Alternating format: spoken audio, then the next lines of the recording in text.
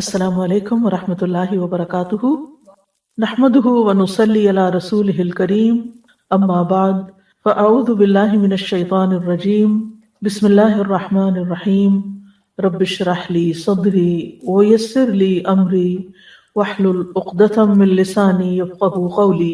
الحمد للہ المحمود بجمیع المحامد تعظیما وتشریفا وثناء، المتصف بصفات الکمال عزتا وقوتا وکبریاء، وبہ نؤمل دفع الکروب شدتا وبلاء۔ ہر قسم کی حمد اللہ کے لیے ہے جو تعظیم بجا لانے اور شرف بخشنے اور تعریف کے اعتبار سے تمام تعریفوں کے ساتھ تعریف کیا ہوا ہے، جو غلبے، قوت اور بڑائی کی صفات کمال کے ساتھ متصف ہے، اور ہم اسی سے سختیوں اور آزمائشوں کی مصیبت کے چھٹ جانے میں اپنی آرزوئیں وابستہ کرتے ہیں۔ دعا مانگنے سے پہلے اللہ کی حمد و ثنا کرنی چاہیے، اور اس کی دلیل ہمیں انبیاء علیہم السلام کی دعاؤں میں بھی ملتی ہے۔ وہ دعا جس کے ذریعے یونس علیہ السلام نے اللہ سے مدد چاہی اور مشکل سے نکلے، اس میں بھی اللہ کی تعریف تھی، لا الہ الا انت سبحانک۔ وہ دعا جس کے ذریعے ابراہیم علیہ السلام آگ سے صحیح سلامت نکلے، اس کے اندر بھی اللہ کی تعریف تھی، حسبی اللہ و نعم الوکیل، نعم الوکیل، کتنا اچھا کارساز ہے اللہ کی تعریف۔ وہ دعا جو نبی صلی اللہ علیہ وسلم تکلیف کے موقع پر مانگا کرتے تھے، اس میں بھی اللہ کی تعریف ہوتی تھی، لا الہ الا اللہ العظیم الحلیم، لا الہ الا اللہ رب السماوات والارض ورب العرش العظیم۔ تو ہمیں زندگی میں یہ اصول بنا لینا چاہیے کہ جب بھی ہم دعا کریں، اور خاص طور پر وہ دعائیں جن کے قبول ہونے کے لیے ہم بہت ڈیسپریٹ ہوتے ہیں، تو سب سے پہلے اللہ سبحانہ تعالیٰ کی تعریف کے کلمات کہیں، اللہ سبحانہ تعالیٰ کے خوبصورت ناموں کے ساتھ اللہ کو پکاریں، اور پھر اس کے بعد دعا مانگیں۔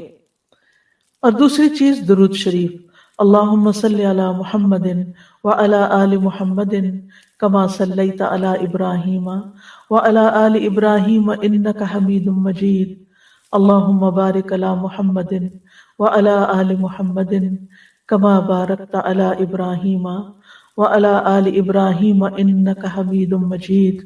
پروگرام قریب و مجیب کے سلسلے میں آج ہم دشمن سے حفاظت کی دعاؤں کے بارے میں پڑھیں گے۔ دشمن سے حفاظت، تو سب سے پہلی دعا سورۃ الممتحنہ کی دعا ہے جو ابراہیم علیہ السلام نے مانگی۔ ارشاد باری تعالیٰ ہے، اے ہمارے رب، پر ہی ہم نے توکل کیے اور تیری ہی طرف ہم نے رجوع کیا اور تیری ہی طرف لوٹنا ہے۔ اے ہمارے رب، تو ہمیں ان لوگوں کے لیے فتنہ یعنی آزمائش نہ بنا جنہوں نے کفر کیا، اور اے ہمارے رب ہمیں بخش دے، بے شک تو ہی بہت زبردست خوب حکمت والا ہے۔ یہ دعا ابراہیم علیہ السلام اور ان کے ساتھیوں کی دعا ہے جب انہوں نے اپنی قوم سے اظہار برات کرتے ہوئے کہا تھا، انا براء منکم ومما تعبدون من دون اللہ کفرنا بکم وبدا بیننا وبینکم العداوۃ والبغضاء ابدا حتی تؤمنوا باللہ وحدہ۔ بے شک ہم تم سے اور ان تمام چیزوں سے بری ہیں جنہیں تم اللہ کے سوا پوجتے ہو، یعنی ہم بتوں کی عبادت نہیں کریں گے۔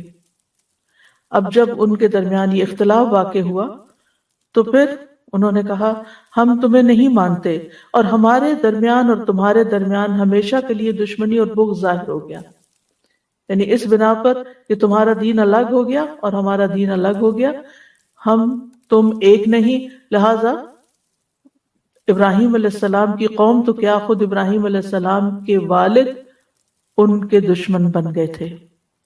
اب ایسے موقع پر کیا کرنا چاہیے؟ جب اپنے بھی پرائے ہو جائیں، جب اپنے رشتہ دار بھی چھوڑ دیں، اپنے والدین چھوڑ دیں، اپنے بہن بھائی چھوڑ دیں، اپنا کنبہ قبیلہ خاندان چھوڑ دیں، اپنے ملک کے لوگ آپ سے دشمنی رکھ بیٹھے، تو پھر انسان ایسے میں کہاں پناہ لے؟ ربنا علیک توکلنا، اپنے رب کی طرف رجوع کرے۔ تو جب بھی انسان کو شدید مخالفت کا سامنا ہو، خاص طور پر دین کی وجہ سے، تو اس کو چاہیے کہ وہ اپنے رب کی طرف رجوع کرے۔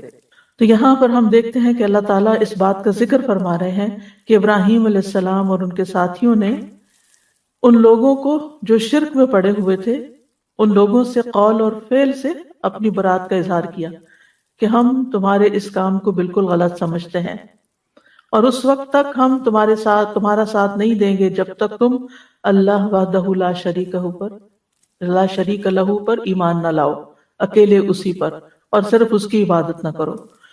تو اس کے بعد انہوں نے اللہ تعالیٰ کی بارگاہ میں اللہ تعالیٰ کے اچھے ناموں کے ساتھ اللہ کا وسیلہ، یعنی اچھے ناموں اور اچھے اعمال کے ساتھ وسیلہ پکڑا اور اللہ سبحانہ تعالیٰ سے دعا کی۔ تو اس میں آپ دیکھیے کہ ایک تو اللہ سبحانہ تعالیٰ پر وہ توکل کر رہے ہیں اور اس کی طرف رجوع کر رہے ہیں، اللہ توکلنا، ٹھیک ہے، اور اسی کی طرف ہمارا رجوع ہے، وَإِلَيْكَ أَنَبْنَا، اور تیری ہی طرف ہم لوٹ کر آتے ہیں۔ اور دوسری طرف آخرت کے دن پر جو ان کا ایمان ہے، یعنی آخرت کے دن پر ایمان کے اس دن ہماری بخشش فرما دینا۔ تو اس صورت میں انسان جب اپنے ایمان کا وسیلہ دیتا ہے اور اپنے نیک اعمال کا وسیلہ دیتا ہے تو بھی دعا قبول ہوتی ہے۔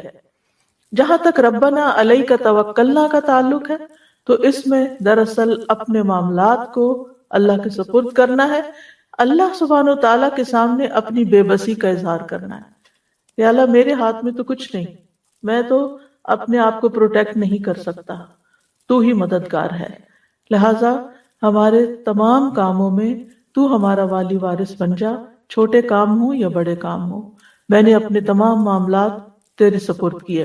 اور اس میں آپ دیکھیے کہ آغاز ہو رہا ہے ربنا سے، اے ہمارے رب، یعنی سب سے پہلے اللہ کو اپنا رب ماننا کہ وہی ہمارا پیدا کرنے والا ہے، وہی مالک ہے، وہی خالق ہے، وہی بگڑی بنانے والا ہے، لہذا ربنا۔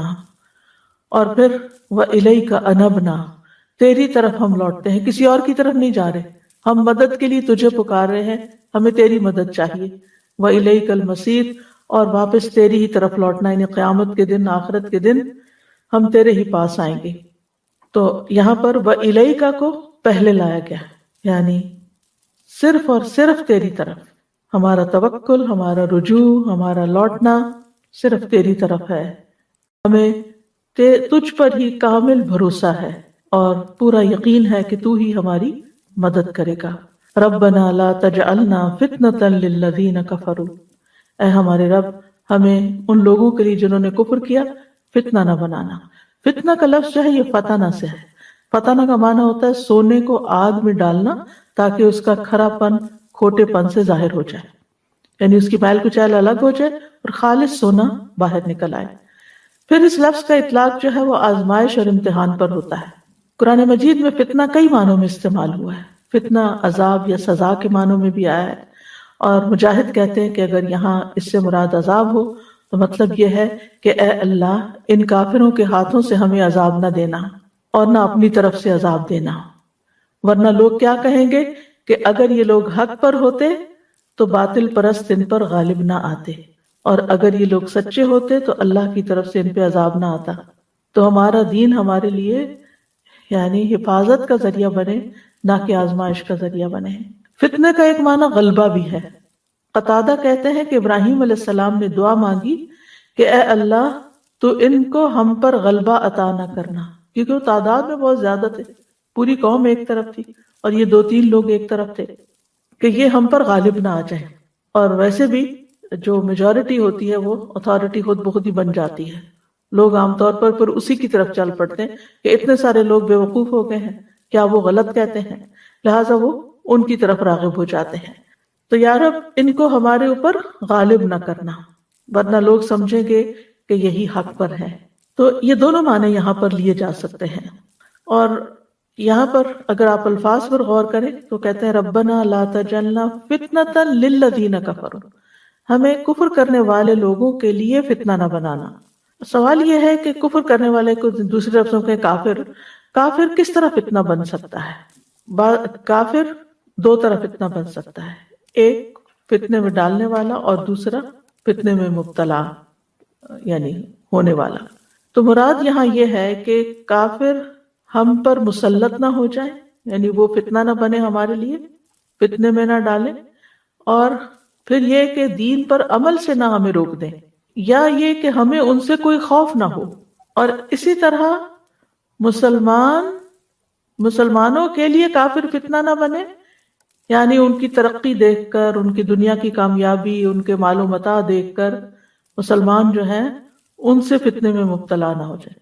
یعنی نہ ہم ان کے لیے فتنہ بنے اور نہ وہ ہمارے لیے فتنہ بنے. یعنی ہم ان کے لیے فتنہ کیسے بن سکتے ہیں؟ مغلوب ہو کر، یا یہ کمزور ہو کر، یا اس کے علاوہ جب مسلمان کوئی ایسا کام کرتے ہیں جو اسلام کے خلاف ہوتا ہے تو غیر مسلموں کو یہ کہنے کا موقع مل جاتا ہے کہ ہم اس ایسے دین سے رہے، ہمیں ایسا دین نہیں چاہیے. گویا ہم ان کو دین کی طرف آنے یا دین کی سے اٹریکٹ ہونے سے رکاوٹ بن جاتے ہیں، اور یوں ہم ان کے لیے فتنہ بن جاتے ہیں. نبی صلی اللہ علیہ وسلم نے بھی ایک دعا مانگی ہے، وَلَا تَجْعَلْ مُصِيبَتَنَا فِي دِينِنَا وَلَا تَجْعَلِ الدُّنْيَا أَكْبَرَ ہَمِّنَا، کہ اے اللہ ہمیں ہمارے دین میں کوئی مصیبت نہ دینا، یعنی دین ہمارے لیے مصیبت نہ بنے اور ہم دین کے لیے ایسی مصیبت نہ بنے کہ لوگ دین کی طرف نہ آئیں ہماری بدعمالیوں کی وجہ سے. اور ویسے بھی آپ دیکھیں کہ وَالْفِتْنَةُ أَكْبَرُ مِنَ الْقَتْلِ، فتنہ جو ہوتا ہے وہ قتل سے بھی بڑی چیز ہے. ایک اور جگہ آتا ہے وَالْفِتْنَةُ أَشَدُّ مِنَ الْقَتْلِ، فتنہ قتل سے بھی زیادہ سخت چیز ہے. وَاغْفِرْ لَنَا رَبَّنَا، اے ہمارے رب ہمیں بخش دے، یعنی ہم نے جو غلط کام کیے ہیں ان پر ہماری بخشش فرما. یعنی ہم اپنی طرف سے دین پر چل رہے ہیں لیکن پھر بھی غلطیاں ہو رہی ہیں تو تو ہمیں معاف کر دے، اور ہماری غلطیوں کی وجہ سے تو ہم کو سزا نہ دینا، نہ دنیا میں نہ آخرت میں، اور ہمارے گناہوں پر پردہ ڈال دے. یعنی کہ غفارہ کا مطلب ہوتا ہے ڈھانک دینا، یعنی ہمارے عیب چھپا دے، وہ عیب کہ جو دوسروں کے لیے فتنہ بن سکتے ہیں اور دوسرے ہماری وجہ سے دین کی طرف آنے سے رک سکتے ہیں. اور اس میں آپ دیکھیے کہ اس دعا میں بار بار ربنا کی تکرار ہو رہی ہے کہ اس سے انسان کے دل کو ایک سکون ملتا ہے. یعنی جب انسان اللہ تعالیٰ کو پکارتا ہے اور اللہ کے ناموں کے ساتھ پکارتا ہے تو یہ پکارنا بھی اس کے لیے سکون کا باعث بنتا ہے. اور اسی طرح انسان بار بار اپنی عاجزی کا بھی اظہار کرتا ہے، یا اللہ ہم کچھ نہیں، تو ہی ہمارا رب ہے، تو ہی ہمارے لیے راستہ نکالے گا. انک انت العزیز الحکیم، بے شک تو غالب ہے، حکمت والا ہے. یعنی ہم تجھ سے کیوں مانگتے ہیں؟ کیونکہ تو ایسی ہستی ہے جسے کوئی شکست نہیں دے سکتا، تو ہی سب پر اوور پاور کرتا ہے اور کوئی تجھے ہرا نہیں سکتا، کوئی تجھ سے جیت نہیں سکتا. اور الحکیم، تیرے سارے فیصلے حکمت پر مبنی ہیں، تو جو کچھ کرتا ہے وہ بالکل درست کرتا ہے، اس لیے ہم تیری ہی طرف رجوع کرتے ہیں. تو یہاں اللہ تعالیٰ کے غلبے کو حکمت کے ساتھ ملا کر بیان کیا گیا ہے کہ بعض اوقات کسی کے پاس طاقت ہوتی ہے، غلبہ ہوتا ہے اور وہ اس کو مس یوز کرتا ہے، لیکن اللہ سبحانہ وتعالیٰ ایسا نہیں کرتا. وہ اپنے قوت کو، قدرت کو، طاقت کو، قضاء و قدر، ہر چیز کو حکمت کے ساتھ بندوں پر نافذ کرتا ہے. تو اس دعا کے اندر بہت سی سیکھنے کی باتیں ہیں. پہلی بات یہ کہ مشکل وقت میں اللہ سبحانہ وتعالیٰ ہی کی طرف رجوع کرنا چاہیے. جب دنیا والے حالات تنگ کر دیں، زندگی تنگ کر دیں اور آپ کو اپنے آس پاس کوئی مددگار نظر نہ آتا ہو، آپ تنہا ہو اپنی سوچ میں، اپنے خیال میں، اپنے کام میں، یا غموں کا آپ کے اوپر ایک طوفان آ جائے، یا کسی بھی طرح آپ اپنے آپ کو تنہا یا مصیبت زدہ سمجھے، تو رب کی طرف رجوع کریں. خصوصاً جب دشمن آپ پر غالب آنے لگے، جو آپ کے مخالف ہیں، جو آپ کے حاسد ہیں، جو آپ کے لیے برا چاہتے ہیں، جب وہ آپ کے اوپر چھانے لگے تو پھر آپ یہی دعا پڑھیں. پھر دوسرا یہ کہ جب دعا کریں تو اپنے نیک اعمال کو وسیلہ بنائیں، کیونکہ یہ دعاؤں کی قبولیت کا باعث بنتا ہے. اور دعا کی مناسبت سے اللہ تعالیٰ کے اسماء حسنہ کا ذکر کریں. یعنی اگر کوئی چیز، کوئی راستہ نہیں کھل رہا تھا، آپ یا فتاح، اے کھولنے والے. اسی طرح اگر رزق کی تنگی ہے تو یا رزاق. اسی طرح باقی جو اللہ تعالیٰ کے نام ہیں وہ حسب ضرورت، حسب موقع ان کے ساتھ اللہ تعالیٰ کو پکارا جا سکتا ہے. پھر یہ کہ ایسے مواقع پر اپنی اللہ تعالیٰ سے اپنی بخشش بھی مانگنی چاہیے کہ کہیں ایسا تو نہیں کہ ہم اپنے گناہوں کی وجہ سے اللہ کی مدد سے محروم ہیں یا روک دیے گئے ہیں. یعنی اللہ کی مدد تو اور اللہ کی رحمت تو عام ہے، لیکن کس تک نہیں آتی جس کے بیچ میں اللہ اور بندے کے بیچ میں حجاب ہوتا ہے یا رکاوٹ ہوتی ہے، اور وہ حجاب گناہوں کی وجہ سے ہوتا ہے۔ پھر اسی طرح یہ ہے کہ دعا میں سب سے اہم مقصد جو ہو اس کو پہلے بیان کرنا چاہیے، یعنی جیسے انہوں نے فساد پھیلانے والے لوگوں کے مقابلے میں اپنی حفاظت، نجات اور اپنے دین کی حفاظت کی دعا کی، اور پھر یہ کہ دعا میں بار بار اللہ تعالیٰ کی صفت ربوبیت کی تکرار بھی کی جا سکتی ہے، یعنی بار بار یا رب، ربنا، ربی، یعنی بار بار انسان دعا کے اندر ہر بات کے اندر یا رب یا رب یا رب اس کی تکرار کرے، زیادہ دفعہ بھی اس کو پکارے۔ اور اللہ تعالیٰ کی جو ربوبیت ہے وہ دو طرح کی ہوتی ہے، ایک عام ربوبیت ہوتی ہے اور ایک خاص ربوبیت ہوتی ہے۔ عام ربوبیت ساری مخلوق کو حاصل ہے، انسان، جن، چرند پرند، حیوان، فرشتے، اللہ سب کا رب ہے، لیکن خاص ربوبیت اللہ کے مومن بندوں کو حاصل ہوتی ہے جب وہ اللہ کے اس نام کے ساتھ وسیلہ پکڑتے ہیں اور اللہ سے دعائیں مانگتے ہیں تو پھر ان کی دعائیں قبول ہوتی ہیں۔ اور دعا جو ہے وہ نیک لوگوں کا ہتھیار ہے، یعنی دشمن کے مقابلے میں دعا جو ہے وہ ایک ہتھیار کی حیثیت رکھتی ہے، یعنی جب آپ کے پاس کسی کا مقابلہ کرنے کے لیے کچھ بھی نہیں، آپ خالی ہاتھ ہیں، آپ کمزور ہیں، دعا آپ کو سب سے زیادہ اسٹرینتھ دیتی ہے، آپ کے اندر قوت پیدا کرتی ہے۔ اور دعا کرتے ہوئے انسان کو وجہ بھی بتانی چاہیے کہ اللہ تعالیٰ میں آپ سے کیوں مانگ رہا ہوں، جیسے میں کہا نا کہ انک انت العزیز الحکیم، ہم تیری طرف اس لیے آئے ہیں کہ تو غالب ہے، تو حکمت والا، تو سب کچھ کر سکتا ہے۔ حکیم کا ایک معنی حاکم بھی کیا گیا، یعنی حکم تیرا ہی چلتا ہے، اس لیے ہم تیری طرف رجوع کرتے ہیں، تجھ پر بھروسہ کرتے ہیں، کیونکہ ہمارا یہ یقین ہے کہ تو کر سکتا ہے۔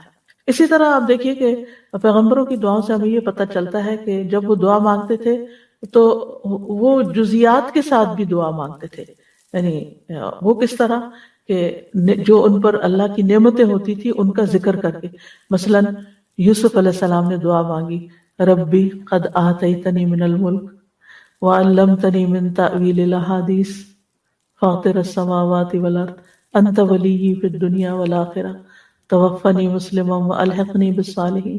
اب اس میں آپ دیکھیں دو چیزیں ہیں۔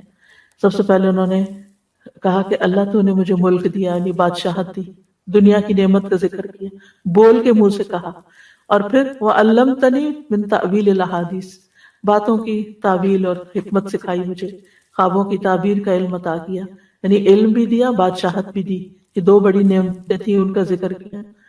اور پھر اللہ تعالیٰ کے یعنی صفات کے ساتھ اس کو پکارا، السماوات والارض انت ولی، فاطر اور ولی، انت ولی دنیا والآخرہ، آخر میں اپنی حاجت پیش کر دی، توفنی مسلما والحقنی بالصالحین، میری دو نعمتوں کا ذکر کیا، دو چیزیں مانگی، توفنی مسلما، مجھے اسلام کی حالت میں فوت کرنا، اور میری تمنا یہ ہے، والحقنی بالصالحین، اور نیک لوگوں کا ساتھ دینا، کیونکہ یہ بڑی زبردست دعاؤں میں سے، اس سے بڑی انسان کی کوئی خوش قسمتی نہیں کہ اس کی زندگی بھی نیک لوگوں کے بیچ میں ہو اور اس کی موت بھی نیک لوگوں کے بیچ میں ہو۔ اسی لیے ہم دعا مانگتے ہیں وَتَوَفَّنَا مَعَ الْأَبْرَارِ، کہ اللہ ہمیں نیک لوگوں کے ساتھ فوت کرنا۔ انسان جب آخری وقت میں نیک لوگوں کے ہاتھوں میں ہوتا ہے، وہ اس کو کلمہ پڑھوائیں گے، وہ اس کو اللہ کا ذکر کریں گے، وہ فضول فالتو باتیں نہیں کریں گے، اور اس طرح اس شخص کا خاتمہ خیر کے ساتھ ہوگا۔ تو بہرحال کہنے کا مطلب یہ ہے کہ کبھی کبھی جب دعا مانگنی ہو نا تو کہا کر اللہ تو نے پانی پلایا، تو نے مجھے یہ چیز عطا کی، تو نے مجھے یہ علم دیا، مجھے سیکھنے کا موقع دیا، مجھے سکھانے کا موقع دیا، یا رب تو مجھے یہ نعمت بھی عطا کر دے۔ اور سب سے بڑی نعمت کے حسن خاتمہ، زندگی جیسے بھی گزرے آخری وقت اچھا ہونا ہی خوش قسمتی کی علامت ہے کہ خاتمہ بالخیر ہو۔ تو یعنی یہ ہماری دعاؤں میں سے خاص دعا ہونی چاہیے۔ تو دعا میں علت کو بیان کرنا، نعمتوں کا ذکر کرنا، ان نعمتوں پر شکر ادا کرنا، اور پھر اس کے بعد اللہ سے مانگنا، یہ اللہ تعالیٰ کو پسند ہے۔ اور پھر جو اللہ پہ توکل کرتا ہے اللہ اسے کافی ہو جاتا ہے۔ قرآن مجید میں آتا ہے وَمَن يَتَوَكَّلْ عَلَى اللَّهِ فَهُوَ حَسْبُهُ، جو اللہ پہ بھروسہ کرتا ہے اللہ اس کے لیے کافی ہو جاتا ہے۔ اور دعا مانگنے والے کو اللہ تعالیٰ کے نام بھی آنے چاہیے، اللہ تعالیٰ کی صفات کا پتہ ہونا چاہیے۔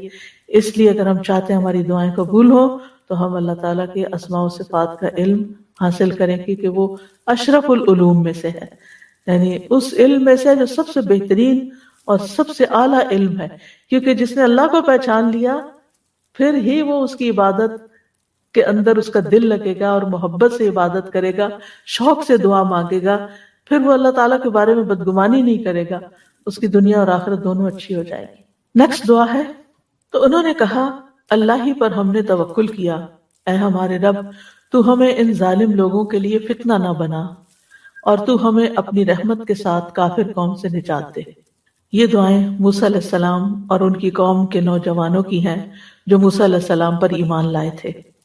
اللہ تعالیٰ نے موسیٰ علیہ السلام کو واضح نشانیاں دے کر فرعون اور اس کی قوم کی طرف بھیجا تھا جو بنی اسرائیل پر بہت ظلم و ستم کر رہے تھے، لیکن موسیٰ علیہ السلام کے واضح معجزات، چمکتا ہاتھ، عصا کا اژدہا بن جانا اور دیگر معجزات دیکھ کر بھی اور پھر خاص طور پر جادوگروں کی شکست کھانے کے باوجود وہ ایمان نہیں لائے، یعنی فرعون اور اس کے سردار جو تھے، سوائے اس کی قوم کے چند نوجوان لوگوں کے۔ اور دوسری طرف فرعون کا ظلم اور بڑھ گیا، بجائے اس کے کہ وہ معجزے دیکھ کر ایمان لے آتا اور زیادہ ظالم بن گیا۔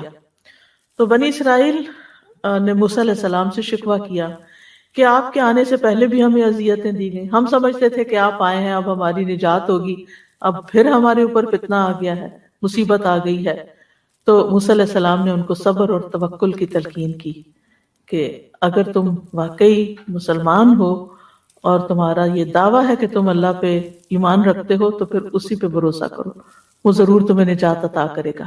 موسیٰ علیہ السلام کی قوم کے نوجوانوں نے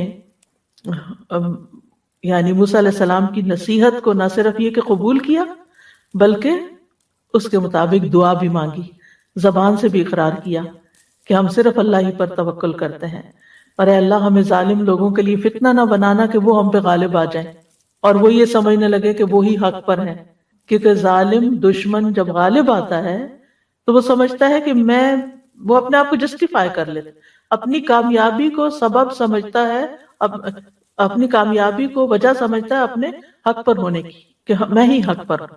تو انہوں نے کہا کہ یا رب ہمیں ان کے ہاتھوں عذاب نہ دے اور اس کافر قوم سے نجات دے۔ تو یہاں بھی آپ دیکھیں کتنا فاصلہ ہے زمانی ابراہیم علیہ السلام اور موسیٰ علیہ السلام کے بیچ میں، لیکن کتنی سملیرٹی ہے دونوں پیغمبروں کی تعلیم میں اور ان کے ماننے والوں کی دعاؤں میں۔ تو پیغمبر جو ہیں وہ اپنی قوم کو ہمیشہ توکل کا درس دیتے ہیں، اور یہ ایک حقیقت ہے، اگر آپ مسلمان بن کے جینا چاہتے ہیں نا تو یہ پاسبل ہی نہیں کہ اللہ تعالیٰ کی مدد کے بغیر کر سکے، کیونکہ دنیا میں بہت مشکلات ہیں، گھر کے اندر بھی ہیں، باہر بھی ہیں، مخالفتیں بھی ہیں، بہت کچھ ہے۔ تو جب آپ کا اللہ تعالیٰ کے ساتھ ایک مضبوط رابطہ ہو جاتا ہے تو پھر آپ بے خوف ہوتے ہیں، پھر آپ امن میں آ جاتے ہیں، پھر آپ پرسکون ہو جاتے ہیں کہ کوئی ہے جو میرے معاملات کو دیکھ لے گا۔ امام ابن قیم کہتے ہیں کہ اللہ پر توکل کرنے کی دو قسمیں ہیں۔ نمبر 1، دنیاوی حاجتوں کے حصول اور دنیاوی تکلیفوں کو ہٹانے میں اللہ پر توکل، یعنی دنیا کی کوئی مشکل ہے تو اس کے لیے آپ اللہ کی طرف رجوع کریں۔ دوسرا ہے اللہ کی پسند اور رضا کے حاصل کرنے کے لیے اللہ پہ توکل کرنا، کہ اللہ سبحانہ وتعالیٰ کی رضا حاصل کرنے کے لیے اللہ کی طرف رجوع کرنا۔ اب اس چیز کو حاصل کرنے کے لیے جس کو اللہ پسند کرتا ہے، یعنی ایمان میں ترقی ہے، یقین میں اضافہ ہے، اسلام کی طرف دعوت ہے، عبادات کو بہترین طریقے سے کرنے کی توفیق ہے، تو یہ ساری چیزیں اللہ سبحانہ وتعالیٰ ہی کی توفیق سے ہوتی ہیں۔ تو دونوں صورتوں میں انسان کو اللہ کافی ہو جاتا ہے، یعنی جب بندہ اللہ پہ توکل کرتا ہے جیسے کہ توکل کرنے کا حق ہے تو اللہ اس کو کافی ہو جاتا ہے، اور ضروری نہیں کہ انجام اس صورت میں ہو جس کو آپ پسند کرتے ہیں، بلکہ انجام اس صورت میں ہوتا ہے جس کو اللہ پسند کرتا ہے، جس کے ساتھ وہ راضی ہوتا ہے۔ تو موسیٰ علیہ السلام نے اپنی قوم سے کہا تھا کہ تم توکل کرو، تو انہوں نے فوراً بات مانی، فوراً بات قبول کی کہ ہم نے توکل کر لیا۔ اور یہاں بھی آپ دیکھیں کہ دعا میں جتنی بھی باتیں ہیں ان سب میں سب سے پہلے توکل ہی کی بات کی، توکل کو مقدم رکھا۔ ربنا لا تجعلنا فتنة للقوم الظالمین، اے ہمارے رب ہمیں ظالم قوم کے لیے فتنہ نہ بنا۔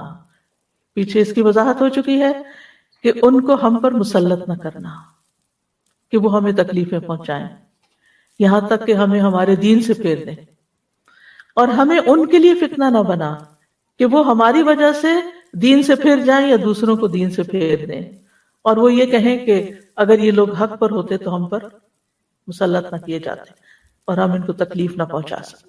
وَنَجِّنَا بِرَحْمَتِكَ مِنَ الْقَوْمِ الْكَافِرِينَ، اور ہمیں اپنی رحمت کے ساتھ کافر قوم سے نجات دے دے، ہم ان سے بچنا چاہتے ہیں کیونکہ فرعون کا ظلم بڑھ چکا تھا۔ اب یہاں پر انہوں نے اللہ تعالیٰ کی رحمت کو وسیلہ بنایا ہے، یعنی دعا کی قبولیت میں ایک چیز یہ ہوتی ہے کہ آپ اللہ تعالیٰ کے کسی نام کو وسیلہ بنائیں، یا کسی اپنے نیک کام کو وسیلہ بنائیں، یا پھر اللہ تعالیٰ کی کسی صفت کو وسیلہ بنائیں، اور اس میں خاص طور پر اللہ تعالیٰ کی رحمت، کیونکہ اس سے انسان کی مصیبتیں دور ہوتی ہیں۔ یعنی جب انسان کہتا ہے نا کہ یا اللہ، یا رحمان، یا رحیم، یا حی یا قیوم برحمتک استغیث ونجنا برحمتک، تو جہاں جہاں رحمت کا ذکر ہے وہاں اس رحمت کی وجہ سے اللہ تعالیٰ کی یعنی پھر جب ہم پکارتے ہیں تو اللہ کی رحمت جوش میں آتی اور اللہ تعالیٰ مہربانی فرماتا ہے۔ اور اس میں بھی آپ دیکھیں کہ انہوں نے جان کی سلامتی نہیں مانگی کہ یا اللہ فرعون ہماری جان نہ لے لے، بلکہ کیا کہا، ہمیں نجات دے کافر قوم سے، یعنی ہمارے دین کو بچا لے۔ دین کی جو سلامتی تھی وہ مقدم رکھی۔ اگر جان بچ جاتی اور دین سلامت نہیں، جیسے کہ آپ دیکھیں کتنی ہی جگہوں پر آج کے دور میں بھی، اگر آپ کو معلوم ہو کہ چائنا میں مسلمانوں کے ساتھ کیا ہوا، فلپین میں کیا ہوا، برما میں کیا ہوا، اس کے علاوہ روسی جو ریاستیں تھی پہلے مسلمان تھی، یعنی مسلمان ریاستوں پر جب حملہ ہوا تقریباً 20 لاکھ ایک جگہ پر مار دیے گئے، اور جو بچے ان کو کوئی اجازت نہیں تھی کہ وہ اپنے گھر میں قرآن بھی رکھیں یا نماز پڑھیں یا داڑھی رکھیں یا حجاب پہنیں۔ اسپین میں مسلمانوں کے ساتھ کیا ہوا، یعنی یو نیم اٹ، ہم کبھی شکر ادا نہیں کرتے اس امن کی نعمت کا کہ اللہ نے دین اور جان اور ایمان سلامت رکھا ہوا ہے۔ ورنہ آج کے دور میں بھی، اس صدی میں اور پچھلی صدی میں، اگر آپ اس ساری تاریخ کا جائزہ لیں کہ جہاں جہاں مسلمانوں پر جبر کر کے ان کو ان کے دین سے پھیرا گیا اور جو نہیں مانے ان کو ختم ہی کر دیا گیا، تو یہ بڑی اہم دعاؤں میں سے ہے، وَنَجِّنَا بِرَحْمَتِكَ مِنَ الْقَوْمِ الْكَافِرِينَ۔ تو اس دعا سے ہمیں یہ پتہ چلتا ہے کہ توکل جو ہے وہ ایمان کا تقاضا ہے۔ اگر آپ کا اللہ پر توکل ہے تو اس کا مطلب ہے کہ آپ کے اندر ایمان ہے، اور دعا کرنا جو ہے یہ توکل کے منافی نہیں کہ ہم نے اللہ پہ بھروسہ کیا تو بس، نہیں، ہم نے بھروسہ کیا ہے لیکن اس کے ساتھ ہم اللہ کی رحمت کو، اللہ کو پکارتے ہیں اس کی رحمت کا واسطہ دیتے ہوئے۔ اور دعا میں ربنا علی اللہ توکلنا، اللہ پر ہم نے توکل کیا، تو یہ توکل کرنا ایک عبادت ہے، دل کی عبادت ہے، یہ عبادت کا ایک وسیلہ دے رہے ہیں کہ اللہ چونکہ ہم نے تجھ پہ توکل کیا ہے لہٰذا تو ہمیں دشمنوں سے نجات دے۔ اور ویسے بھی یہ کہ فتنوں سے پناہ مانگتے رہنا چاہیے کہ اللہ تعالیٰ ہمیں عافیت میں رکھے اور کسی فتنے میں مبتلا نہ کرے، کیونکہ فتنہ انسان کے دین، ایمان، ہر چیز کے لیے نقصان دہ ہوتا ہے۔ کبھی بھی فتنوں میں نہ کودیں۔ نبی صلی اللہ علیہ وسلم کی دعاؤں میں سے تھا نعوذ باللہ من الفتن ما ظہر منہا وما بطن، ہم اللہ کی پناہ لیتے ہیں فتنوں سے بچنے کے لیے، جو ظاہری ہیں اور جو چھپے ہوئے ہیں، ہر طرح کے۔ اس دعا سے بھی یہ پتہ چلتا ہے کہ مومن کے اوپر جب حالات مشکل ہو جاتے ہیں تو اس کا طرز عمل کیا ہوتا ہے، اور وہ کس طرح اللہ تعالیٰ کی طرف رجوع کرتا ہے اور اللہ کے ہاں پناہ لیتا ہے۔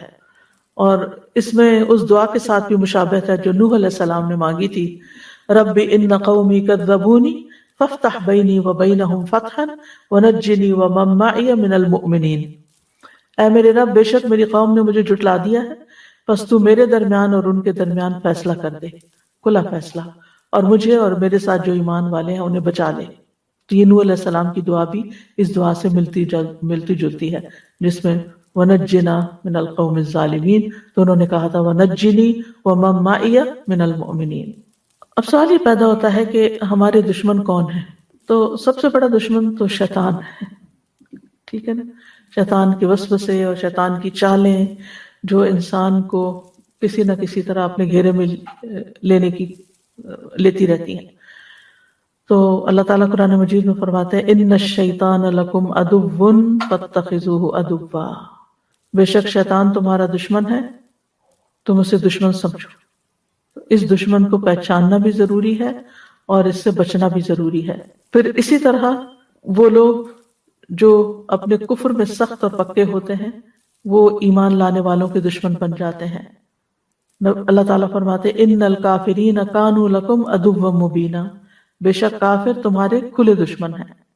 یعنی جیسے نبی صلی اللہ علیہ وسلم کا جنہوں نے انکار کیا اور پھر اس کے بعد چاہے وہ مشرکین مکہ میں سے تھے یا یہود میں سے تھے، اور ان کی دشمنی آپ دیکھتے ہیں کہ کس طرح مختلف طریقوں سے سامنے آئی۔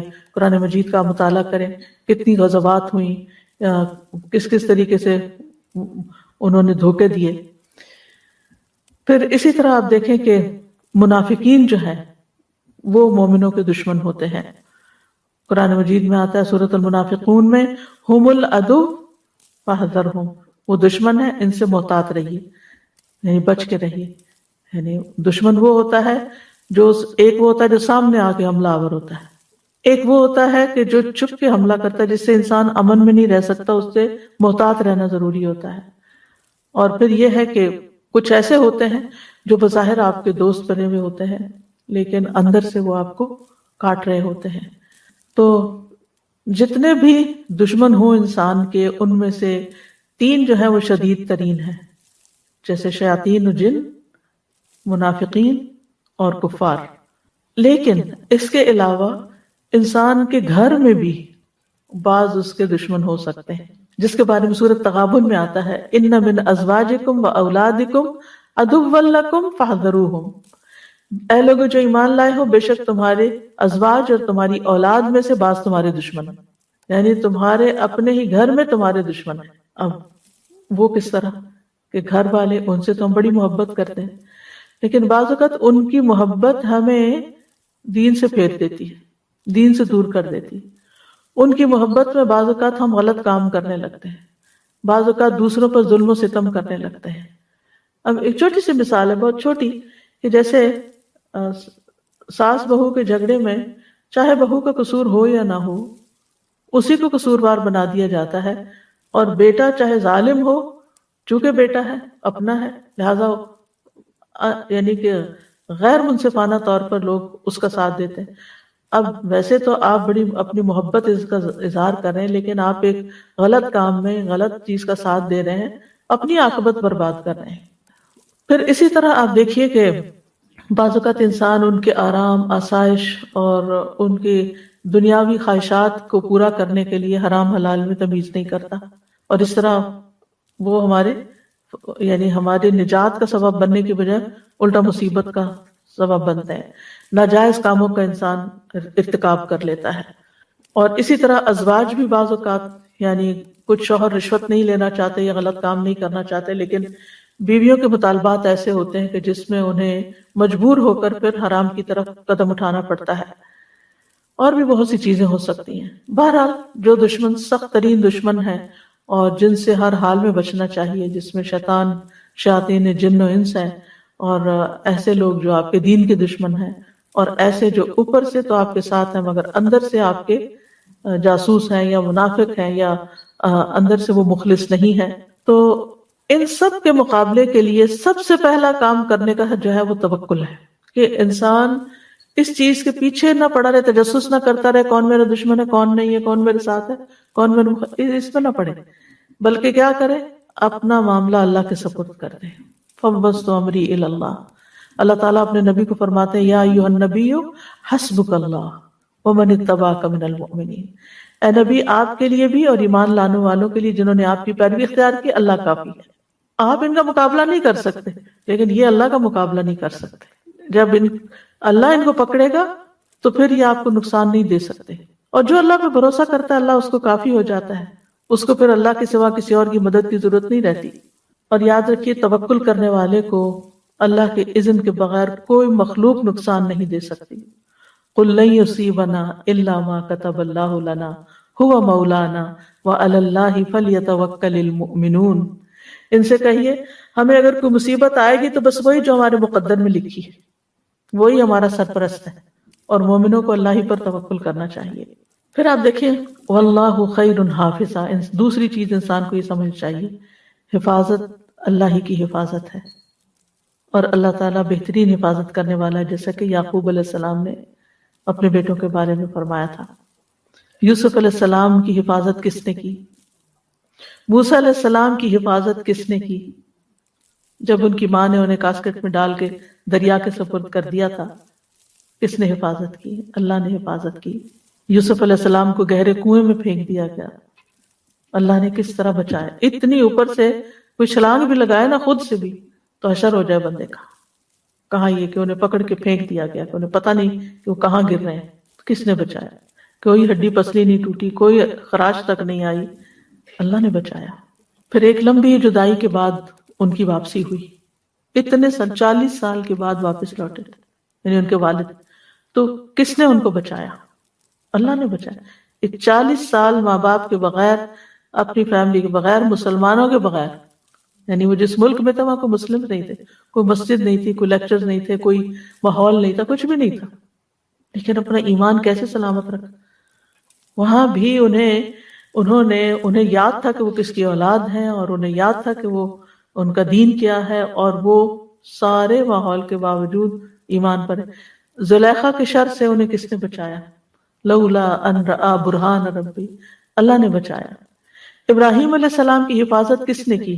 جب کہا گیا حرقوا، اس کو آگ میں جلا دو، وانصروا آلہتکم ان کنتم فاعلین، اور اپنے معبودوں کی مدد کرو اگر تم کچھ کرنے والے ہو۔ قلنا یا نار کونی بردا وسلاما علی ابراہیم، ہم نے کہا ہے آگ تو ابراہیم پر سراسر ٹھنڈک اور سلامتی بن جائے۔ یہ کرنے والا کون تھا؟ اللہ ہی تھا۔ پھر آپ دیکھیے کہ سلیمان علیہ السلام کو اللہ تعالیٰ نے عظیم بادشاہت دی تھی، جنات کو ان کے تابع کر دیا تھا، وہ جو حکم دیتے تھے بجا لاتے تھے، عجیب و غریب کام وہ کر دیتے تھے۔ تو ان کی جو سرکشی تھی اور ان کی جو طاقت تھی، آپ کو معلوم ہے سلیمان علیہ السلام کی مجلس میں کتنا طاقتور جن بیٹھا، جس نے کہا کہ صرف آنکھ جھپکنے کی دیر میں میں ملکہ بلقیس کا تخت اٹھا کے لا سکتا ہوں۔ اتنے بڑے جن کو، یا وہ جو بھی مخلوق تھی، یعنی آج تک کوئی اتنے سائنس اور ٹیکنالوجی ترقی کر چکی، آج تک کوئی ایسی چیز ایجاد نہیں ہوئی کہ جو اتنی دیر میں اتنا بڑا تخت اتنی دور سے اٹھا کے آپ تک پہنچا دے۔ ٹھیک ہے، آپ کے الفاظ ایک جگہ سے دوسری جگہ چلے جاتے ہیں، لیکن چیزیں نہیں جا رہی اس طرح، شاید آئندہ کبھی ایسے ہو۔ لیکن اتنے طاقتور جن سے سلیمان علیہ السلام کو کوئی خطرہ نہیں تھا۔ ہمیں تو کوئی سچی جھوٹی بھی کہہ دینا کہ اس عمارت میں جن ہے تو ہمارا خوف سے برا حال ہو جائے، لیکن سلیمان علیہ السلام ان سے کام لیتے تھے اور طاقتور جنوں سے کام لیتے تھے۔ پھر آپ دیکھیں کہ عیسیٰ علیہ السلام کی حفاظت کس نے کی؟ ان کو کس نے بچا کے اٹھا لیا جبکہ رومی سپاہی جو تھے وہ گھیرا ڈال چکے تھے، بچ نکلنے کی کوئی صورت نہیں تھی۔ خود رسول اللہ صلی اللہ علیہ وسلم کو غار میں کس نے محفوظ کیا تھا؟ الا تنصروه فقد نصرہ اللہ اذ اخرجہ الذین کفروا ثانی اثنین اذ ہما فی الغار اذ یقول لصاحبہ لا تحزن ان اللہ معنا، اللہ نے حفاظت کی تھی۔ تو اللہ اپنے بندوں کی ہر شر والی چیز سے حفاظت کرتا ہے، اور حفاظت اور پروٹیکشن اللہ سے مانگنی چاہیے۔ پچھلے دنوں ایک قصہ سننے کا اتفاق ہوا، اس کی صداقت تو اللہ ہی بہتر جانتا ہے، لیکن جو شخص بیان کر رہا تھا وہ بہت ہی یقین اور صداقت کے ساتھ کہ کس طرح امریکہ میں ایک تبلیغی جماعت آئی، اور وہ پیدل جماعت تھی، تو وہ کہیں نہ کہیں کسی کھلی جگہ ٹینٹ لگا لیتے تھے رات کو، اور پھر کبھی مسجد میں اور لوگوں کو اسلام کی دعوت دیتے تھے۔ تو وہ کہتے ہیں کہ وہ ایک چرچ کے باہر جو پارکنگ لاٹ ہوتی ہے وہاں انہوں نے خیمہ لگا لی۔ تو یہ جو نریٹ کر رہے تھے فرسٹ ہینڈ سٹوری، یہ کہتے ہیں کہ میں نے جب دیکھا تو میں سخت پریشان ہو گیا، کیونکہ وہاں کا قانون یہ اجازت دیتا ہے کہ اگر کوئی ٹریس پاس کرے یا کوئی آپ کی پراپرٹی میں بغیر اجازت کے آ کے بیٹھ جائے تو آپ اس پہ گولی چلا سکتے ہیں۔ تو کہتے ہیں کہ جب جو ہی مجھے پتا چلا تو میری ٹانگیں کانپ رہی تھی، اور میں فوراً پہنچا کہ آپ جلدی یہاں سے اٹھے ورنہ آپ کی جان خطرے میں ہے۔ کہتے ہیں کہ جو ان کا لیڈر تھا وہ بڑے سکون اطمینان کے ساتھ بیٹھا رہا، مسکراتا رہا، اور اس نے کہا کہ آپ بھی آئیں، بیٹھیں، کھانا کھائیں، کچھ نہیں ہوتا، اللہ کی زمین ہے اور ہم اس پہ بیٹھے ہیں۔ تو خیر اس کے بعد یہ ہوا کہ وہی بات ہوئی کہ 3-4 ٹرک آ گئے، بہت سارے لوگ آ گئے، انہوں نے گولیاں برسانی شروع کر دی، اور یہ جو صاحب تھے اندر، یہ دیکھنے والے بھی اور جو جماعت تھی، انہوں نے صرف یہ دعا پڑھی، وَجَعَلْنَا مِن بَيْنِ أَيْدِيهِمْ سَدًّا وَمِن خَلْفِهِمْ سَدًّا فَأَغْشَيْنَاهُمْ فَهُمْ لَا يُبْصِرُونَ۔ کہتے ہیں کہ ساری گولیاں کہیں اور ہی چلی گئیں، ایک گولی ان پہ نہیں پڑی۔ پھر آخر وہ اتر کے آئے وہاں اندر اور دیکھا کہ یہ کیا ہو رہا ہے، تو ان کو تو ایک طرح خراش بھی نہیں آئی، تو وہ کہنے لگے کہ یہ کیا معاملہ ہے۔ تو انہوں نے کہا کہ یہاں کیوں ہو تم؟ انہوں نے کہا کہ ہم اس طرح مسافر ہیں اور ہم نے اپنا خیمہ یہاں لگایا ہے، اور تو بہرحال وہ سارا قصہ پورا یہ ہوا تو کہ وہ بہت زیادہ مرعوب ہوئے، پتہ نہیں پھر مسلمان ہوئے یا نہیں، آگے کی مجھے کہانی نہیں معلوم، لیکن وہ اس بات پر بہت ہی حیران تھے کہ ہم تو یہ دیکھنے آئے کہ جو اندر لوگ ہیں وہ مرے بھی ہیں کہ نہیں، تو یہاں تو ایک بھی نہیں، کچھ بھی نہیں ہوا کسی کو۔ تو یعنی آج کے دور میں بھی بعض اوقات اس طرح کے واقعات ہو جاتے ہیں کہ کوئی بچہ ہو آخری منزل سے اوپر کئی سٹوری سے گرتا ہے اور وہ بالکل صحیح سلامت ہوتا ہے، اور یعنی بچانے والا اللہ ہے۔ تو اگر کسی بھی خوف اور دہشت کے موقع پر آپ پورا بھروسہ اللہ پہ کر لیں، اللہ کو پکاریں۔ اور مچھلی کا قصہ جو یونس علیہ السلام کا، وہ تو سب جانتے ہیں کہ مچھلی کے پیٹ میں جا کے باہر نکلنا، اور ریسنٹلی بھی ایک واقعہ پیش آیا ہے اس کے، تو بلکہ میں نے کلپ بھی دیکھا تھا کہ کس طرح وہ اندر سے اس کو نکالا گیا انسان کو۔ یعنی ہم اگر آپ دیکھیں کہ اس وقت بھی ہمارے آس پاس بہت سے خطرات ہو سکتے ہیں، ہم کہیں چل رہے ہیں، ہم کہیں سفر کر رہے ہیں، ہمیں تو پتہ بھی نہیں ہوتا کہ کس طرح اللہ سبحانہ وتعالیٰ ہماری جان بچا دیتا ہے، کس طرح حفاظت کرتا ہے۔ جب ہم سو جاتے ہیں ہمیں کچھ پتہ ہوتا ہے ہمارے پاس کون سا کیڑا مکوڑا چل رہا ہے، لیکن کس طرح ایک نظام کے تحت اس نے ہمارے کانوں کو پروٹیکٹ کیا ہوا ہے کہ اندر جو ویکس ہے وہ اتنی کڑوی ہے کہ کوئی کیڑا مکوڑا اندر جانے کی ہمت نہیں کرتا، اس کو دور سے ایسی اسمیل آتی ہے کہ وہ اندر نہیں گھستے سوائے وہ کن کھجور کے جو شاید، لیکن عمومی طور پر آتے تھے۔ اسی طرح باقی بھی جنات ہیں، حیوانات ہیں۔ ہم لوگ تو یہاں بہت ایک پروٹیکٹڈ قسم کے ماحول میں رہتے ہیں، لیکن بہت سے لوگ زمین پہ سوتے ہیں، ان کے پاس چھت نہیں ہوتی، جھگیوں میں سو رہے ہوتے ہیں، کسی وحشی جانور کے آنے سے کوئی چیز روکنے والا دروازہ بھی نہیں ہوتا، جھگیاں ایسی ہوتی ہیں کہ کپڑا ڈالا ہوا ہوتا ہے سامنے، کوئی چیز پروٹیکٹ نہیں کرتی، لیکن اللہ تعالیٰ بچاتا ہے۔ تو اللہ سبحانہ وتعالیٰ ہی کی حفاظت ہوتی ہے، لہٰذا جتنے بھی مختلف طرح کے ہمارے دل میں خوف ہے نا، وہ نکال دینے چاہیے، یہی کہنا چاہیے اللہ میرا تجھ پر بھروسہ، اور اللہ خیر حافظہ، اللہ ہی بہترین حفاظت کرنے والا ہے۔ لا تحزن ان اللہ معنا، اللہ ہمارے ساتھ ہے۔ یعنی بعض اوقات ہوتا ہے نا کسی کو گھبراہٹ ہوتی ہے، انگزائٹی شروع ہو جاتی ہے، پریشانی شروع ہو جاتی ہے کہ معلوم نہیں اب کیا ہو جائے گا، اب تو میں زندہ نہیں بچ سکتا، لیکن اگر زندگی ہے تو وہ بچا لے گا، اور اگر زندگی نہیں تو کوئی بچا نہیں سکتا۔ بعض لوگوں کو سانپ کاٹ جاتا ہے اور وہ نہیں مرتے کیونکہ اللہ بچاتا ہے، ابھی زندگی ہے۔ بعض لوگ آپ دیکھیں کہ کتنی دور تک بیماری میں چلے جاتے ہیں کہ ڈاکٹر جواب دے دیتے ہیں، اور زندگی ہوتی ہے تو پھر سانس پڑ جاتے ہیں، پھر لوٹ آتے ہیں۔ قرآن مجید میں آتا ہے لہو معقبات من بین یدیہ ومن خلفہ یحفظونہ من امر اللہ، ہر شخص کے آگے اور پیچھے اللہ کے مقرر کردہ نگران ہوتے ہیں جو اللہ کے حکم سے اس کی حفاظت کرتے ہیں۔ مجاہد کہتے ہیں کہ ہر انسان پر ایک فرشتہ مقرر ہے جو نیند کی حالت میں اور جاگتے ہوئے اس کی جنات، انسانوں اور کیڑے مکوڑوں سے حفاظت کرتا ہے، سوائے اس چیز کے جس کی اللہ نے اجازت دی تو وہ پہنچ کے رہتی ہے۔ یعنی اگر کوئی نقصان دینے والی چیز نے آنا ہے وہ آ جائے گی، لیکن ادروائز حفاظت کے لیے اللہ نے بتا دیا کہ فرشتے مقرر ہیں۔ کعب احبار کہتے ہیں اگر اللہ عز و جل نے تم پر فرشتے مقرر نہ کیے ہوتے جو تمہارے کھانے، تمہارے پینے، تمہارے پردے کی چیزوں میں تمہارا دفاع نہ کرتے تو یقیناً جن تم کو اچک کے لے جاتے۔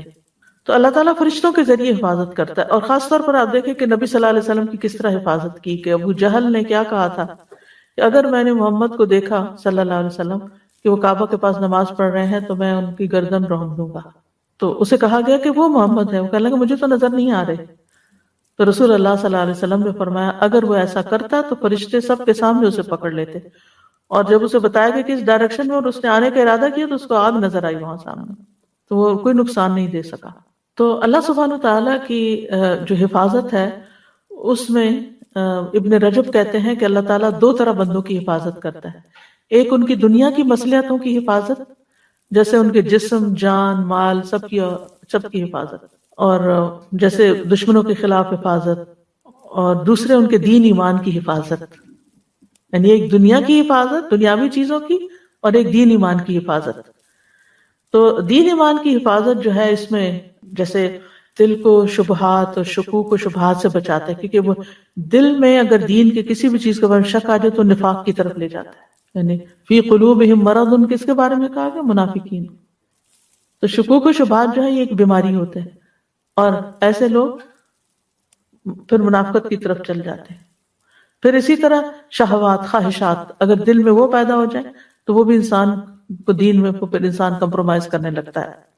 تو اللہ سبحانہ و تعالیٰ انسان کو وسوسوں سے بچاتا ہے، انسان کے ایمان کو مضبوط کرتا ہے، اور اسی طرح اللہ تعالیٰ بندوں کی عقل اور قوت کی حفاظت بھی کرتا ہے، صحت کی حفاظت کرتا ہے. بعض سلف صالحین کہتے ہیں کہ عالم کی عقل زائل نہیں ہوتی. ابھی ریسنٹلی وہ نسیم بہن کی ڈیتھ ہوئی ہے، ماشاءاللہ حافظ قرآن تھی، یہاں کی گریجویٹ تھی، الہدا سے انہوں نے کیا تھا. تو سیٹرڈے کو ان کی وفات ہوئی، اور وفات کے وقت ماشاءاللہ ان کی بہنیں، ان کے دوست ان کے پاس تھیں. تو بتا رہے ہیں کہ تھوڑی دیر پہلے تک بھی وہ باتیں کر رہی تھی، معافی مانگ رہی تھی اور باتیں کر رہی تھی، کلمہ پڑھ رہی تھی، استغفار کیا، توبہ معافی کی. یعنی آخری لمحے تک ان کی عقل سلامت تھی. یعنی کہ حالانکہ کافی ایجڈ بھی تھی اور بہت عرصے سے شدید بیمار بھی تھی. بندہ بیمار ہو تو اس کی ویسے ہی عقل کام نہیں کرتی، اتنی تکلیف میں ہو، ہر 2 گھنٹے بعد مارفین لگ رہی تھی، لیکن اس پین میں بھی اور درد میں بھی کلمہ بھی نصیب ہوا، بے ہوش نہیں تھی، صحیح سلامت عقل کام کر رہی تھی. یہ اللہ کی دی ہوئی حفاظت ہوتی ہے، اور یہ اللہ کے کلام کی برکت سے ہوتی ہے. جتنا زیادہ آپ قرآن پڑھتے ہیں، ذکر کرتے ہیں، تو اللہ سبحانہ و تعالیٰ اسی طرح آپ کی حفاظت فرماتے ہیں. جی ایک رات پوری ان کو نیند نہیں آتی تھی، رات بھر قرآن پڑھتی رہی، 16 پارے ان کے ہو گئے. پھر آپ دیکھیے کہ تو بعض علماء کہتے ہیں کہ جو قرآن کو حفظ کر لیتا ہے اور جمع کر لیتا ہے اس کی عقل قائم رہتی ہے. یعنی اللہ تعالیٰ اس قرآن کی، کیونکہ اس کے سینے میں قرآن ہے تو اس کی عقل کو زائل ہونے سے بچا لیتا ہے. ابو طیب الطبری جو تھے 100 سال کی عمر سے آگے بڑھ گئے تھے، یعنی 100+ ہو گئے تھے، لیکن وہ اپنی عقل اور قوت سے فائدہ اٹھا سکتے تھے. ایک دن انہوں نے کشتی سے زمین پر قوت سے چھلانگ لگائی تو ان کو اس پر ملامت کی گئی کہ آپ کو ایسا نہیں کرنا چاہیے تھا. تو انہوں نے کہا یہ وہ اعضاء ہیں جن کی ہم نے بچپن میں نافرمانیوں سے حفاظت کی، تو اللہ نے ہمارے لیے ہمارے اعضاء کی بڑھاپے میں حفاظت کی. اور ایک اور زندہ مثال ہے، آج شاہد آپا بیٹھی ہوئی ہیں، ان کی والدہ ہیں، میرے خیال 100 سال کی وہ ہو چکی ہیں. سبحان اللہ، سارا دن یعنی ان کی جو روٹین ہے وہ صبح ناشتے کے بعد سے ظہر تک مسلسل قرآن پڑھتی رہتی.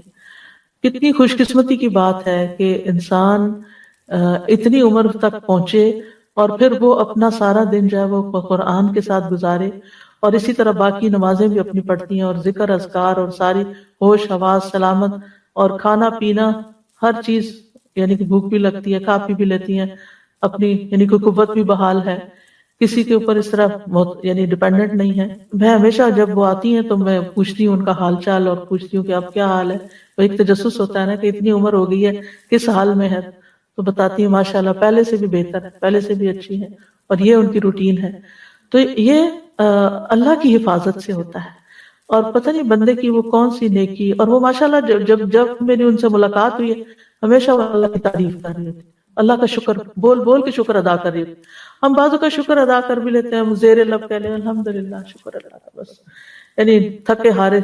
لیکن وہ جس قوت کے ساتھ اللہ کا شکر ادا کرتی ہے تو حیرت ہوتی ہے دیکھ کے کہ اتنا جذبہ اور ایمان کہاں سے آیا. ورنہ عام طور پر دیکھا گیا کہ بوڑھے لوگ ڈپریشن میں چلے جاتے ہیں، اور ان سے یعنی کہ نہ وقت پہ نماز، نہ ذکر، نہ اذکار، کچھ نہیں، کیونکہ کوئی وضو کرانے والا نہیں ہے، کوئی ساتھ ہاتھ پکڑنے والا نہیں. ہمیں جو بندہ اللہ کے ساتھ سچا ہو جاتا ہے، اللہ کے لیے خالص ہو جاتا ہے، اللہ سبحانہ وتعالیٰ خود اس کی حفاظت فرماتا ہے. یعنی جب آپ خالص ہوتے ہیں اور نیت کرتے ہیں تو اللہ سبحانہ وتعالیٰ پھر واقعی آپ 1 قدم چل کے جاتے ہیں اس کی طرف تو 10 قدم آپ کی طرف آتا ہے. پھر آپ دیکھیے کہ وہ حدیث بھی ہے نا، احفظ اللہ یحفظ کا، تم اللہ تعالیٰ کے احکامات کی حفاظت کرو، اللہ تمہاری حفاظت کرے گا. پھر اللہ بندے کے نہ صرف بندے کی حفاظت کرتا ہے، اس کے مال اور اولاد کی بھی حفاظت کرتا ہے. جیسے سورۃ کہف میں آتا ہے نا، اما الجدار فکان لغلامین یتیمین فی المدینۃ وکان تحتہ کنز لہما وکان ابوہما صالحا. اور دیوار کی بات یہ ہے کہ وہ 2 یتیم لڑکوں کی تھی جو اس شہر میں رہتے تھے. اس دیوار کے نیچے ان کے لیے خزانہ دفن تھا اور ان کا باپ نیک آدمی تھا. تو موسیٰ علیہ السلام اور خضر علیہ السلام نے وہ دیوار اس کے اوپر دوبارہ بنا دی جو گری ہوئی تھی کہ خزانہ ایکسپوز ہو جاتا. کہ یہ بچے بڑے ہوں گے تو پھر اپنا خزانہ نکالیں گے۔ ابن عباس کہتے ہیں کہ ان یتیم بچوں کے والدین کے نیک ہونے کی وجہ سے ان کی حفاظت کی گئی تھی۔ محمد بن منقدر کہتے ہیں اللہ تعالیٰ بندے کی نیکی کی وجہ سے اس کے بچوں کی، بچوں کی اولاد کی، بچوں کی اولاد کی اور اس کے خاندان اور قبیلے کی حفاظت کرتا ہے۔ اتنی دور تک جاتی ہے نیکی، صرف اس بندے کی نہیں، بندے کی اپنی اولاد کی بھی، پھر آگے اس کی اولاد کی بھی، اور پھر اس کے آس پاس کے لوگوں کی بھی، ان کی بھی حفاظت ہوتی ہے۔ جب تک وہ انسان زندہ رہتا ہے وہ سب لوگ اللہ کی حفاظت میں ہوتے ہیں۔ نیکی کی اپنی ایک خوشبو ہوتی ہے، نیکی کا اپنا ایک فائدہ ہوتا ہے، ایک برکت ہوتی ہے، کوئی معمولی چیز نہیں ہے۔ اور اللہ تعالیٰ کی حفاظت جن اعمال سے ملتی ہے، سب سے پہلے صبر اور تقوی۔ وَإِن تَصْبِرُوا وَتَتَّقُوا لَا يَضُرُّكُمْ كَيْدُهُمْ شَيْئًا، اگر تم صبر کرتے رہو گے اور اللہ کا تقوی اختیار کرو گے تو کہ ان کی چالیں تمہیں کوئی نقصان نہیں دیں گی۔ ان اللہ بما یعملون محیط، جو وہ کر رہے ہیں اللہ اس کو گھیرے ہوئے ہے، وہ تم تک نہیں پہنچیں گی چالیں۔ قتادہ کہتے ہیں جو اللہ سے ڈرتا ہے اللہ اس کو کافی ہو جاتا ہے، جس کا ساتھی اللہ ہو اس کے ساتھ ایسا لشکر ہوتا ہے جس کو شکست نہیں دی جا سکتی، اس کے ساتھ وہ پہرے دار ہے جو سوتا نہیں ہے، اس کے ساتھ وہ رہنمائی کرنے والا ہے کہ وہ بھٹکتا نہیں ہے۔ تو ہمیں دین کے احکامات کی حفاظت کرتے رہنا چاہیے تاکہ اللہ کی حفاظت ملے۔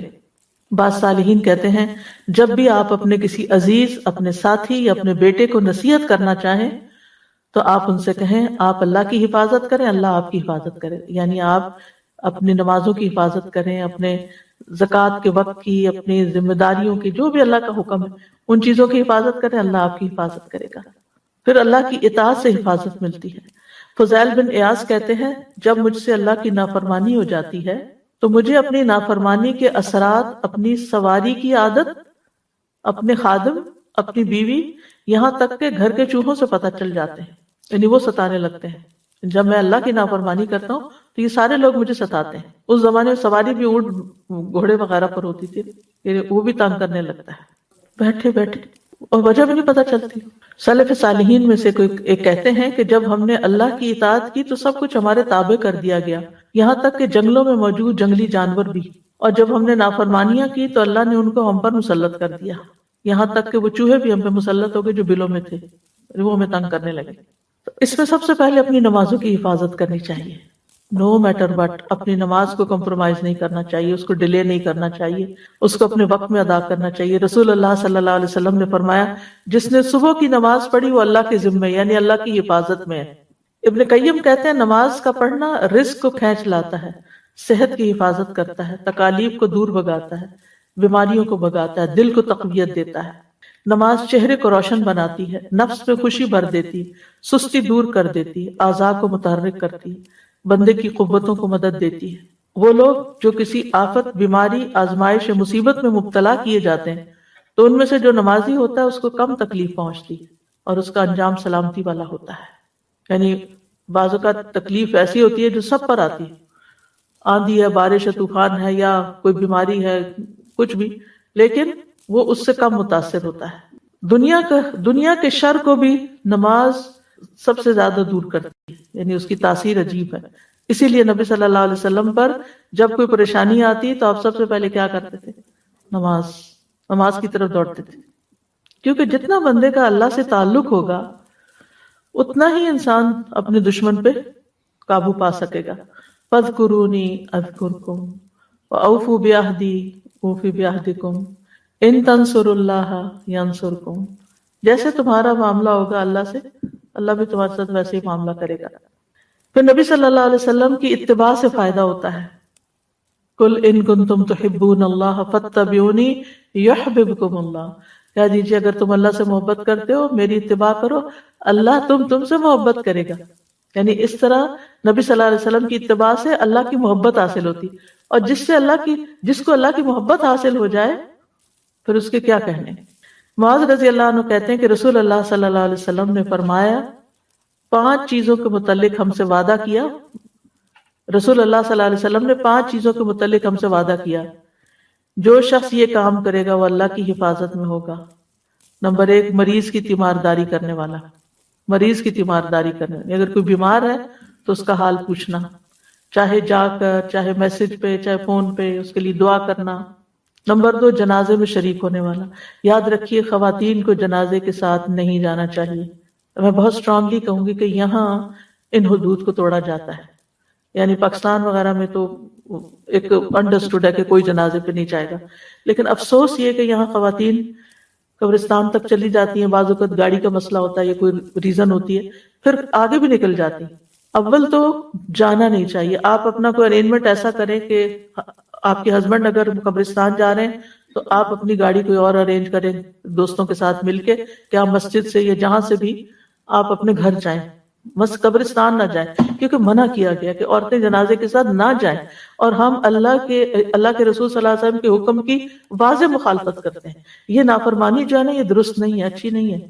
اور اگر کوئی چارہ نہیں کہ آپ کو وہاں تک کہ آپ کے ہسبینڈ نے آگے تک جانا ہے، قبر میں دفنانے تک ساتھ رہنا ہے، کہ اس کا اجر و ثواب زیادہ ہے، تو پھر آپ گاڑی سے نہ اتریں، آپ پارکنگ لاٹ میں بیٹھے رہیں، گاڑی بند کر کے وہیں بیٹھ جائیں، آگے نہیں جائیں، قبر تک نہیں جائیں۔ منع کیا گیا، جس چیز سے منع کیا گیا اسے رک جانا چاہیے۔ ما آتاکم الرسول فخذوہ وما نہاکم عنہ فانتہوا، کیونکہ اس میں کئی طرح کی خرابیاں پیدا ہوتی ہیں۔ ایک تو عورتوں کا حوصلہ کم ہوتا ہے، وہ ہو سکتا ہے کہ وہ دیکھ کے گھبرا کے بے ہوش ہو جائیں، وہاں گر پڑے، یا ان کی وجہ سے وہاں کوئی فتنہ فساد کھڑا ہو جائے، یا یہ ہے کہ اگر وہ